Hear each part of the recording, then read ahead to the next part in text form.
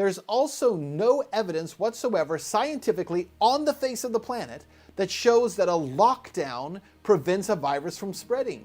None. It has never been tried before. And yet politicians and these so-called scientists keep pretending that this is established science, that we know that lockdowns work. This is the first time this has ever been attempted anywhere in the entire world. And yet it's being attempted on the entire world simultaneously. This is Truth in Media. I'm Ben Swan. On today's show, we are taking a look at one of the head researchers and epidemiologists in the world who actually put into place much of the policy for lockdowns across the United States and the UK. He has now stepped down, not because he was terribly wrong about the models, which he was, not because it's been proven that lockdowns don't actually work in preventing the spread of the coronavirus, even though they don't. No, he has stepped down because he was breaking the rules of the very lockdown that he has insisted on for the rest of us. Turns out he had not only contracted coronavirus, but he spread it to his lover when he was supposed to be on lockdown. We're going to explain his situation, plus a brand new model that claims that if states do lift the stay-at-home orders, 350,000 people will be dead by June. Why should we believe that number when all the other modeling has been so very wrong? All of it today on Truth in Media.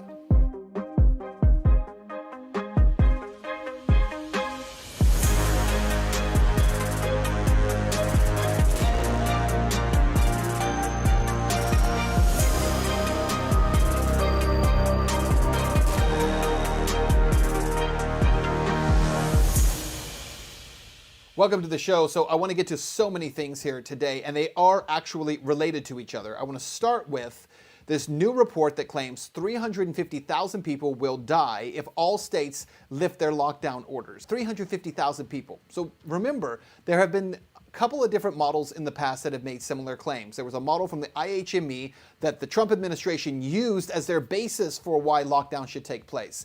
It claimed 2 million people would be dead if we did nothing, 240,000 dead in the United States alone if we did social distancing. That model, completely wrong. By the way, the Imperial College of London, it also had the same model and claimed the same thing for the United States. Completely wrong. Both of those entities, as I've told you in the past, funded by the Bill and Melinda Gates Foundation. Well, now there is a new model, but it's not coming from these two. It's coming from the Wharton School of Business at the University of Pennsylvania, and it claims that if all these lockdowns are lifted at one time across the country, 350,000 people will die from the coronavirus by June. Listen to this. Some economists argue not only can you put a value on human life, but they urge elected officials to do just that when making policy decisions. The Wharton School just unveiled a model that looks at several different scenarios that could happen as states begin to lift stay-at-home orders. The economic costs have been enormous, and we are suffering really significant, unprecedented costs as a result of these policies, said Alex Arnon, senior analyst at the Penn Wharton Budget Model.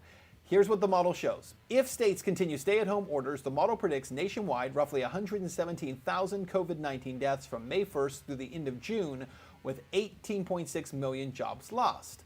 But if states fully reopen, it estimates nearly 350,000 COVID-19 deaths by the end of June, with 500,000 jobs lost. So the data shows the number of deaths could surge if states open too quickly. So why would the Wharton School of Business at the University of Pennsylvania have any interest in putting out this particular model? And why are they making models about death predictions associated with COVID-19? It doesn't really make a whole lot of sense. They try to tie it back to economics, but it doesn't make sense unless you consider the fact that also at the University of Pennsylvania, once again, the same characters keep popping up, because right now the Bill and Melinda Gates Foundation is fast-tracking one of the first coronavirus vaccines, guess where? Through the University of Pennsylvania. Quote, a coronavirus vaccine sponsored by the Bill and Melinda Gates Foundation is being tested on volunteers at the University of Pennsylvania. The vaccine is the second potential COVID-19 vaccine to enter human testing since the FDA accepted its application Monday. The Bill and Melinda Gates Foundation, as well as other nonprofits, have sped up the testing of the vaccine with donations to the company developing it. Inovio Pharmaceuticals developed the drug now called INO-4800. In Plymouth Meeting, Pennsylvania, it is testing the drug on 2 volunteer groups. So just to be clear, the Bill and Melinda Gates Foundation is fast-tracking one of the first of 2 coronavirus vaccines through the University of Pennsylvania, while simultaneously across campus at the Wharton School of Economics, also at the University of Pennsylvania, there is a new model that shows 350,000 people will die here in the United States if states reopen too quickly. All right. So the question we have to ask, beyond just the Gates connection here, is do these stay-at-home orders even work? There's new numbers out of New York that say they don't work, because new findings show that 66% of all the people in New York who are showing up at hospitals for new coronavirus infections, well, they're actually people who have been staying at home. Quote, a study of hospitals last week found that of 1,000 patients, 66% were people staying at home. 73% of the new hospitalizations were people aged 51 and over, and 96% had underlying health conditions.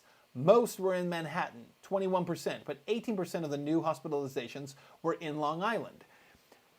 New York's Governor Andrew Cuomo said it showed that the new infections were down to personal behavior like not wearing masks or not hand washing enough. And yet, that is not necessarily true. In fact, the governor is making a statement that's just completely based on opinion and not on science. There's also no evidence whatsoever scientifically on the face of the planet that shows that a lockdown prevents a virus from spreading. None. It has never been tried before. And yet politicians and these so-called scientists keep pretending that this is established science, that we know that lockdowns work. This is the first time this has ever been attempted anywhere in the entire world. And yet it's being attempted on the entire world simultaneously. Makes no sense at all. And yet the governor is pretending that the reason these people are at home and still able to contract the virus is because they're not doing enough to prevent it. What he's not taking into account is what those 2 doctors from Bakersfield pointed out, which is that if coronavirus can live for 3 days on plastics and on certain materials, then most of us have probably had coronavirus in our homes. When you go to the grocery store, when you go to the Costco, when you go to a fast food restaurant, you're probably coming in contact with items that other people who have had coronavirus have been in contact with, and it's probably coming into our homes. The reality is, because we have not had testing, we do not know how many people in this country have actually contracted the virus. We have 3 studies, one done as a data dump by those doctors in Bakersfield. We have a study done by USC and the LA County Board of Health, and we have a study done in Germany. And what all 3 of those bits of information, those little bits of data have shown us is the same thing, that far more people have contracted the virus on their own, even staying at home, than officials have told us, because the officials are not using data. They are using political speech to make their positions. Lastly, I want to talk about this guy from the Imperial College of London, because these stay-at-home orders that all of us are living under, a lot of it began with the Imperial College of London and epidemiologists who have made the claim that this was the only way to fight the virus. They made this stuff up. And yet one of those, maybe the most prominent, the most famous of those, is a guy named Neil Ferguson, who has now resigned his position at the Imperial College of London because he contracted the coronavirus and then spread it to his lover by breaking quarantine twice. Listen to this. Professor Neil Ferguson, the epidemiologist whose modeling helped to shape Britain's coronavirus lockdown strategy, and by the way, the US lockdown strategy as well, has quit as a government advisor after flouting the rules by receiving visits from his lover at his home. Ferguson runs the group of scientists at Imperial College London, whose projections help persuade ministers of the need to impose stringent physical distancing rules or risk the NHS being overwhelmed. In a statement on Tuesday, he said he was resigning his post on the government's Scientific Advisory Group for Emergencies, or SAGE, over a, quote, error in judgment. The Daily Telegraph revealed that Antonia Stats had crossed London from her family home to visit him on at least 2 occasions since lockdown measures were imposed, on March 30th and April 8th. Friends told the newspaper that Stats did not believe their actions to be hypocritical because she considered the households to be one. Chances are her husband and kids probably don't feel the same way about Neil Ferguson as she does. But here's the more important point and what I would leave you with. I also would agree with her that Neil Ferguson is not a hypocrite. I don't think he is. Because in order to be a hypocrite, you would have to believe that something was very dangerous, believe that rules should be imposed on everyone to protect them, as the general public, and then break those rules out of your own selfishness. I don't think that's what's happened here. This is simply my opinion, by the way. This is my opinion.